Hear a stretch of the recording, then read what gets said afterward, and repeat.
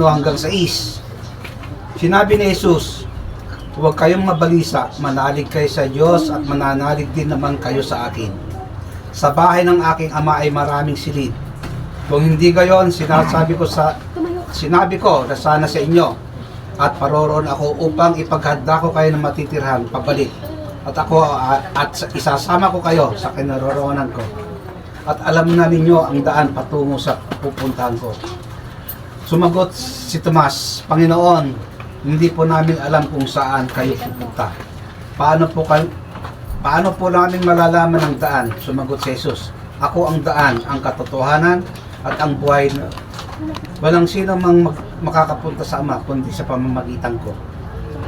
Sinabi pa ni Jesus sa aklat ng Juan 11:25, ako ang muli magpagkabuhay at ang buhay ang mananalig sa akin. Kahit mamamatay ay muling mabubuhay.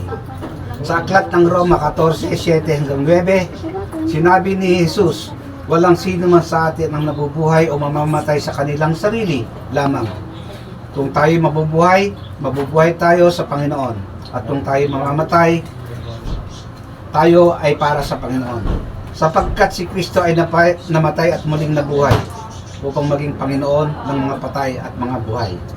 Ang tanging hangarin namin ngayon ay hanggang 29, sinabi ni Jesus, lumapit kayo sa akin, kayong lahat na nabibigatan sa inyong mga pasanin at kayo pagpapahingahin ko.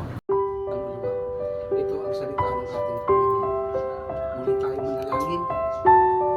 Makapangyarihang Diyos, Panginoon, na nilalang ng sanglilikha, may akda ng buhay, ayon sa dakilang kalooban at abas. Minabuti mong tawagin sa iyong piling ang aming kapatid na sa Gilberto Molina. Nagpapasalamat kami na binigyan mo kami ng pagkakataong makilala at makasama siya ng ilang panahon. At ngayon, habang siya ay inaalay namin, pabalik sa iyo, alawin mo kami ng aming kalungkutan. Palakasin mo kami sa aming kahinaan. Bigyan mo kami ng lakas sa haraping walang takot. Tutong magpasa ilalim sa iyong banal na kalooban upang makita namin hindi ang lumbay, hindi ang kahinaan, hindi ang lungkot, kundi iyong pag-ibig na punong-puno ng pag-asa.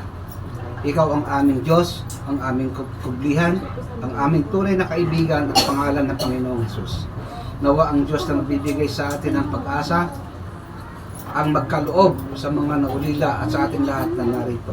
Sa kagalakan, kapayapaan at walang katapusang pagpapala sa pamamagitan ng Panginoong Hesus at sa pakipag-isa sa Espiritu Santo. Amen.